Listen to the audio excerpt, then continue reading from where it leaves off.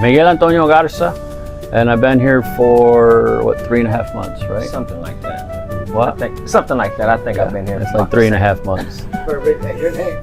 Oh, my name is Demetrius. They don't sound as sexy as mine. Yeah, no, it don't. Yeah, well, unfortunately, you know what I mean, I had a hiccup, you know, that landed me in a particular area to where, you know, I had to rekindle my life and get it back on track. And during that journey, I had an opportunity to be obliged with something called Edwins on like a GTL tablet, and you know, I had like a lot of downtime, so to speak. So you know, I took that time to, you know, kind of elevate myself, you know, get myself back in, you know, society and stuff like that, back into a great position where I needed to be. So I took the course, you know what I mean, and went through it. Great scores and stuff like that, and you know, decided to come on out here and, you know, give it a shot. And you know, I just been running the race, man. You know what I mean? I'm here to win it, you know. So been here for several months now, and you know, I find it very intriguing. You know, certain things that I haven't learned. So it's just something up under my belt that, you know, I appreciate it. You know what I mean? Glad Edwins was nice enough to take me in and, you know what I mean, work with my downfalls and, you know, keep me on a good track and motivate and stuff like that. How about you, my man? Well, me, unfortunately, I had a life lesson also that landed me in a particular area that we don't need to speak about, but it introduced me to the Edwins Culinary Arts program. I took it there on campus, and then it intrigued me, so then I furthered it and I went through all of the modules in the GTL tablet. But my mother always told me that I should have been a chef instead of what I became, because as a little boy, I'd push a chair around in the kitchen between my grandma and my mom, and they'd always tell me, go play with your brothers. And I'd tell them, no, I want to learn. So I've always been, you know, in the culture of cooking and everything. And I did some years over in Europe, so I learned all of the different old ways from Italy and Spain and Germany and France. So I have a lot of culture as far as, you know, how they cook and their old habits and everything. So I wonder how that's you what make brought that me rum here. roast. I wonder how you know you make rum roast. What have you learned from him while you've been there? You learned some things from each other while you've been back there? Yeah, he likes to eat, and I like to cook. Yeah. What I learned from this gentleman is a great deal of ambition. You know what I mean? Great deal of ambition. You know what I mean? No nonsense type of guy. You know what I mean? Straightforward. And you know, very eager to elevate. You know what I mean? To go to the next plateau in life. You know what And I mean? I always smell good. Darn so right about that. That's why I ain't bringing my lady around. You never. We live with one another. Yeah. He's my roommate. Yeah. All right, I'm going to ask you this. Raise your hand or point to the person that you think this applies to. Who is the neat one in the all right, clean one? All right. Who is the most likely to leave with the oven on? Just said I something. got him last night. I walked in and he walked up behind me. I'm like, dude, you left the stove on. Who gets up the earliest? I don't know. Yeah, it's a toss-up. We're both up, crack of dawn. I mean, About 5. we got a retarded rooster behind us that starts crowing at 4 o'clock in the morning. You know what I mean? And he's right there, right by my bedroom. So, you know, I kind of wake up around 4 o'clock anyway. So, Yeah. and he's usually up and around. What's the craziest thing about living with him? The craziest thing about You don't have that much time. Yeah. I mean, I can't really say.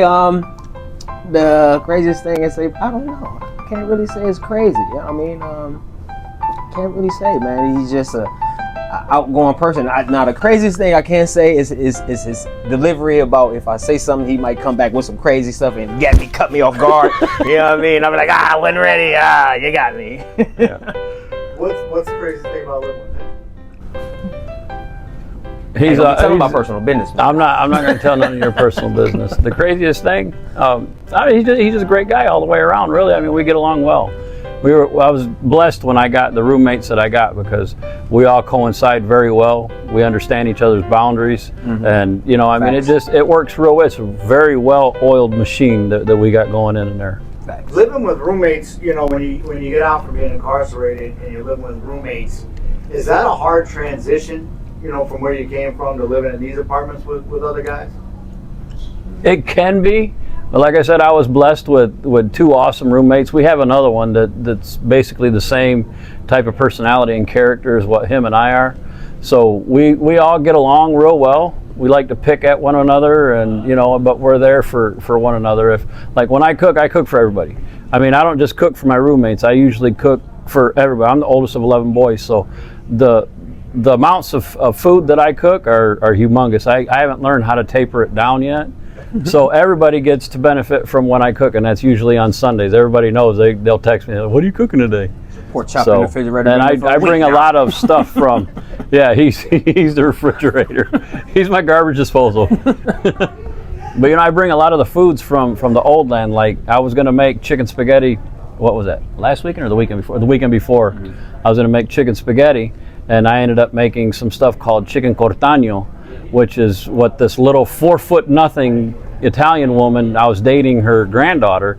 She told me that if I was going to date her granddaughter, I needed to learn the old ways. So I learned the old ways, and everybody, when they tasted it, they were like, "Oh my God!" Yeah, like what? They asked me, like, "Why are you here?" Yeah, heart and soul on that. The good stuff. So, what is something that you've learned about yourselves through this experience? What's something, whether it's living with other people, whether it's the program itself, just this whole experience, what's something you've learned about yourself? I can pull myself out of my comfort zone. I don't like to be in large crowds and felt like I'm caged in. And in the kitchen and in the front of the house, I mean, I've learned to adapt and prevail. So, yeah, for me, I think my learning experience is being more compatible, being more understanding of, just not myself, with people in their space. You see what I'm saying? And also learn that, things gonna come at a pace. No need to rush anything or, try to hurry up and do it, because, it's gonna gradually take its time, and when it need to happen, it's gonna happen. What's been the biggest challenge for you in this program, the hardest thing for you to do since you've been in this program? being away from my kids. Where are you from originally? I'm from Alabama. Kids are in Alabama? No, they're here in Toledo, Ohio. We came up here, long story short, we came up here, mother-in-law had a tumor in her brain, and we come up here to help her. Wife decided something and I did something, and then I ended up in a very unfortunate area. So I got a 5-year timeout, and I was released July 1st. Spent 2 weeks with my kids, and then boom, now I'm gone again. So. How do they feel about the program? Do they understand? Or how old are they? My daughter's 16, she just turned 16, and my son's 18. Yeah. He's real, he's like my little rock. He understands fully. My baby doll's kind of pushed me away because, you know, she says, she's a girl for one, and, you know, and she says, well, you know, you were there one day, and then the next day you were gone for 5 years, and then you come back and you're here for 2 weeks, and now you're gone again. So she's looking at it a more rational thing, and my boy's looking at it as, all right, Dad's home. I know he's got just a little bit more time, and then he'll be home. So. Have they been here to see it yet? Have they had an opportunity to see it? No, they haven't been over here. I've gone down there with them, so. So is your plan to go back to Toledo then? Well, my daughter wants to finish school and graduate with her class, which I understand. But I mean, eventually I'll end up back in the South. I'm a Southerner. These Northerners, I don't know. I mean, I'm getting used to them. When I first got here, boy, that was a culture shock. Because I always grew up on the Gulf Coast. I've never been north, but for sure. So what's your hardest part? My hardest part is, I would say, like, coming into grips to change, you know what I mean? Because, you know, this is like a whole cultural ordeal, you know what I mean? Big change for me. So kind of like, you know, I would say like adapting to certain things and how things operate and stuff like that, you know what I mean? But, you know, I can survive in the coldest of conditions, you know what I mean? So it's just learning the unknowing and just, you know, getting in the grips of, you know, reality and how things is going, you know what I mean? So. What was it the same type of thing for you? Did you just get out and you were here a couple weeks later, or were you out a little longer? Yes. It was like, for me, it was like, got out. Let's say I got out on a Thursday. Yeah, true story. I got out on a Thursday, June 27th, which was a Thursday. That next Friday, I was here, you know what I mean, at the orientation. So, what does your family think about it? My family think it's a great transition for me. Knowing the fact that, you know what I mean, for the sake of the conversation, was a little live wire, so it's kind of like a tone down. It's also, you know, like kind of therapeutic for me as well, and also my family think that it's a great opportunity to get my life back on track. You know what I mean? Keeping me busy. You know, I don't have too much idle time. You know, when you have idle time, that's the devil playground. You know what I mean? So that's just, you know, more sensational for them to see that I'm doing something and it's positive and it can land me somewhere, you know, great in life. And this is a question for both of you. What has this changed? Has this program changed your outlook on what you want to do next? Has it given you ideas of what you want to do next that you might not have had before the program? For sure. How has it changed your ideas? Well, I mean, I had already something that I was pushing towards. So while I was incarcerated, I got my associates in business administration and business logistics. So that I could put that with this certification and open up my own restaurant, but not a taco and burrito joint. I'm going to open up the old land of Spanish and Bolivian and Brazilian food. You know, so not, like I said, not tacos and burritos that everybody's used to. Actually, fine dining of the old school, so that people can learn what arroz negro is, and you know, all of the actual cultured foods. You know, the United States is so flooded with tacos and burritos. You know, I mean but that's not our culture as being Hispanic. I mean, we have actual meals that, you know, that people they never get to try. You know, because they're so stuck on tacos and burritos. So I'm gonna culture shock everybody and bring in some real food from the motherland. Well, thank you, my man. Yeah. Thank you, my man. What about you? What does it change about the way you're thinking about your next steps? My next step, well, it changed me a whole lot. It changed the narrative of that I can, you know, bring joy and happiness to a person. You know, when a person eats a great meal and stuff like that, you know what I mean, it's very central for it's soothing for me. You know what I mean, it's very soothing, relaxing. And it's, like he said, it's kind of very, you know what I mean, out of the box when people are just used to eating certain things repetitive. You know what I mean? So you can bring something, you know, very new and, you know, very sporadic to a person's life. You see what I'm saying?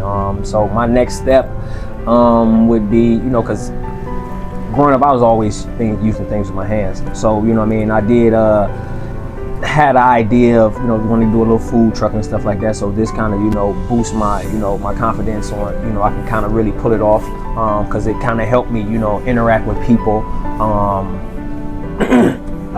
get to, you know, knowing persons and what their dislikes is, like their allergies and stuff like that. So it just kind of put me in the mind of the normal things I wouldn't be thinking about, you know what I mean, and being like a people pleaser and stuff like that. Instead of talking to me, I want you to look at each other while you talk. Oh God, he's so Stare ugly. into each other's eyes. Wee. This is one of my favorite questions to ask guys when we're doing this little talk is, when you were incarcerated and you had those times you're by yourself and you're thinking, what did you think about the most during those times? So what do you think? Garza, what is your name? That was your name was? Miguel Antonio Garza. Sí, señor. My main thoughts were, in the beginning, was, I don't know, it was lonely, and I was in a very, very dark place in my own brain. I mean, you know, I had so many questions and wants and needs, and none of them were being met. And it was just, I mean, it was the lonely. I mean, I've been in some lonely positions, but that was like the loneliest I had ever been before. That's basically. Well, you always got a shoulder to lean on over here. Oh, you say that now until I come climb in bed with you. Oh no! Wait a minute now.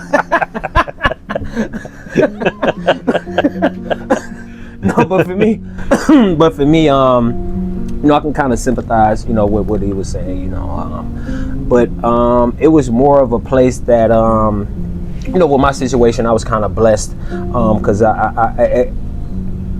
the situation could have landed me with more time that I had. So I was very blessed with, you know what I mean, getting the time that I am and having that time to also reflect on a lot of things, you know what I mean. Unlike yourself, you know, I came from a place where it's a, you know, the minorities is just stagnated, you know what I mean. A lot of people really don't see, you know, I would just say people just don't prepare for their future, so they just living in the moment. You see what I'm live saying? day for day. You don't look to the future. And so by me being incarcerated, you know, I had to change the narrative of not coming back and, you know, getting right back into that whirlwind. So yet again, you know what I mean, I'm kind of glad that a person kind of pulled my coattail and was like, look, you know, Edwins, they got this thing going on, and you know what I mean, and I took the time, because, you know, you still, even in there, you know, you got so much time on your hands and you still cannot prevail, you know what I mean, if you don't have a mindset, you know what I mean. So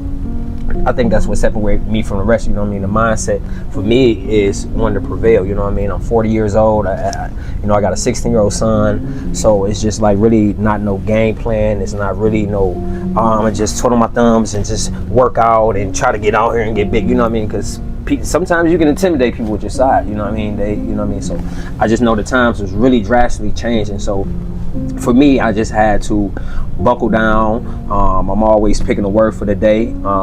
So the word for the day is prosperity, you know what I mean? And just keep in mind that, you know, it's not your situation that define you, man. It's what you make of your day is. Yeah, you turn a negative into a positive. Right. You know I came home with 77 certificates, a certification in horticulture, a licensed tutor in math and English for GED level and college level, an associate's in business administration, and an associate's in business logistics, along with 77 certificates of programs that I did. I did all that in 5 years. So I stayed busy, because if my mind goes idle, it becomes very mischievous. And my free time was spent, like he said, working out. Which he'll tell you, every morning I'm in the gym. I mean, Monday through Saturday, I'm in the gym every single morning. So, but I got a few years on. I'm 54. But I just tell people I'm not old. Man, I would have thought that. I tell people I'm not old. I just been alive for a long time. I want you to pretend the guy sitting across from you is you, day one when you were incarcerated. Ooh. And I want you to give them day one advice for what the future can hold, for what to do while they're in. Like, give them the advice, give them the talk you get paid your first day. Here's what you got to know. Okay, all right. Stay out of the bullshit. Stay away from the gangs. Turn the negative into a positive. Educate yourself. Take advantage of every resource that you have in there. Just basically stay away from the dumbness that's in there. I mean, I've seen guys that came in non-drug addicts and leave drug addicts. So, you know, you got to stay away from it. Your mind is a muscle. If you don't use it, it'll turn into mush, just like every other muscle you have. That would be the advice I would give to my prior self. And that's basically what I told myself when I got there and I started meeting everybody, and I was like, wow, this is a whole whirlwind of retards. For sure.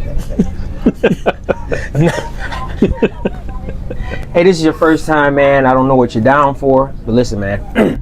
A few things you got to know, man. You know, a lot of people in here, you know what I mean, they off a self-game, man. You know what I mean, they'll drag you off, they'll rock you to sleep, man. You know, the people you think you're friends, not really your friends, man.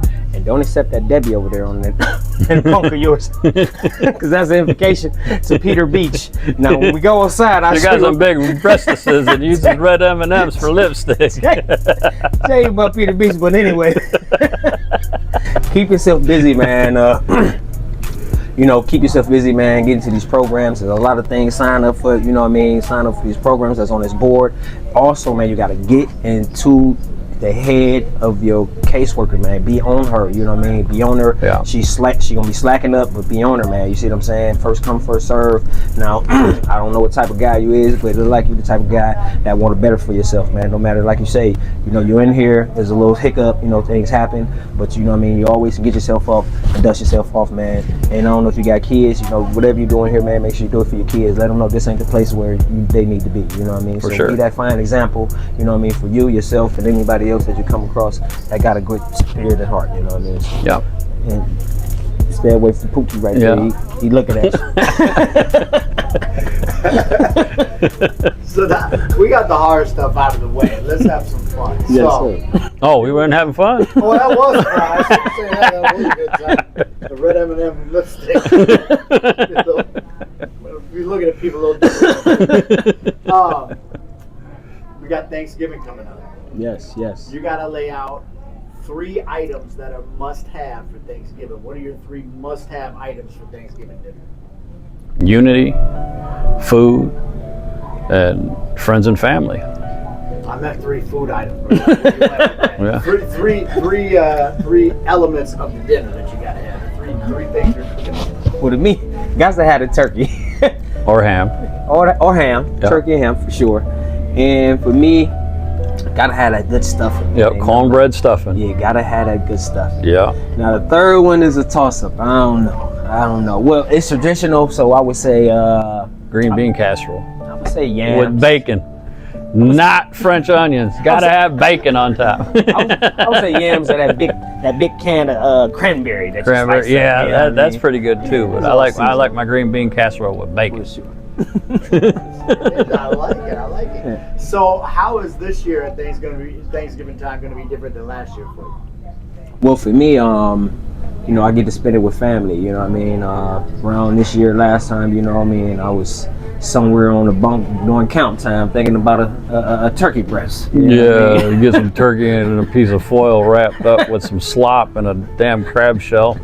Everything's mixed in together. Your biscuits are all soggy from the steam inside, and they're looking at you like they just gave you the world. Yeah.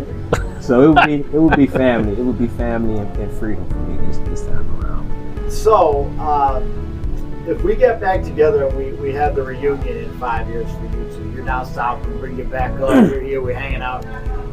Tell each other, hey, in 5 years, I want this for you. This is what I want for you in 5 years. I lay it on me easy now.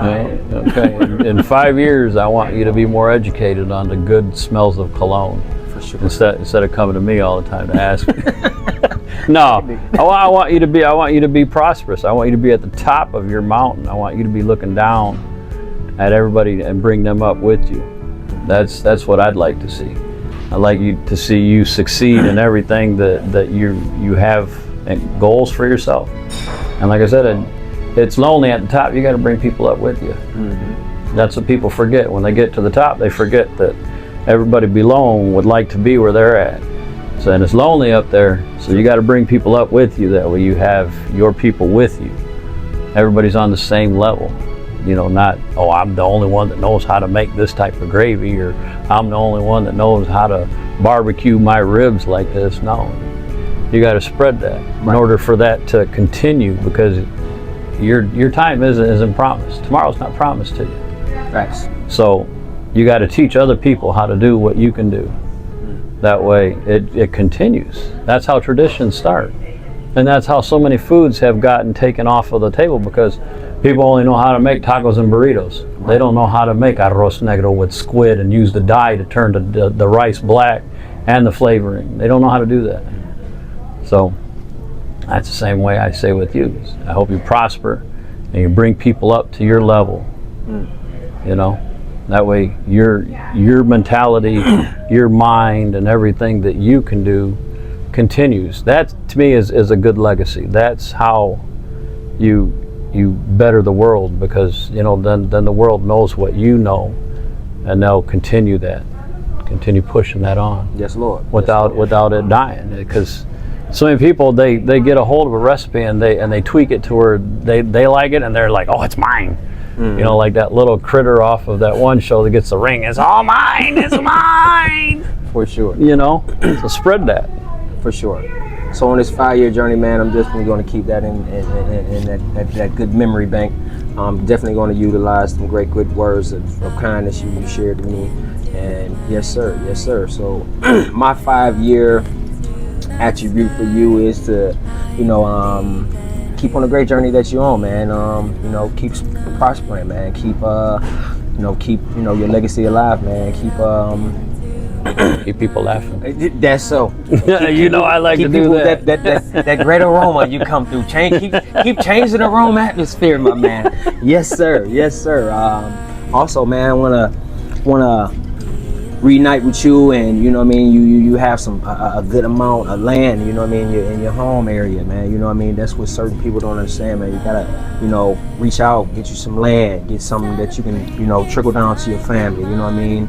Tangible things is that, but you know what I mean. You gotta leave something greater behind for you know what I mean. Your siblings and your kids and stuff like that. I definitely wish you the best, you know what I mean, for that restaurant you said you're going to put out there, you know what I mean, get that ball rolling, and a few other things that, you know what I mean, that we disclosed and talked about, you know what I mean. I hope you definitely succeed and see that, flourish, and, just keep looking good, man, you know what I mean, keep yourself, you know what I mean, going, because a lot of people... I do. A lot of people can, you know what I mean, let themselves go down, man, but, you know what I mean, Not me. Want you to keep strong, keep hold, man, and never stop where you I'll be ready to die, and I'll say, hey, hold on, let me go get an hour in the gym, and then I'll come and die. Don't mention I'm getting him an Irish lady from Nashville. Yeah. No, yeah. I'm going to get me a little Southern girl. I already had that one. All right.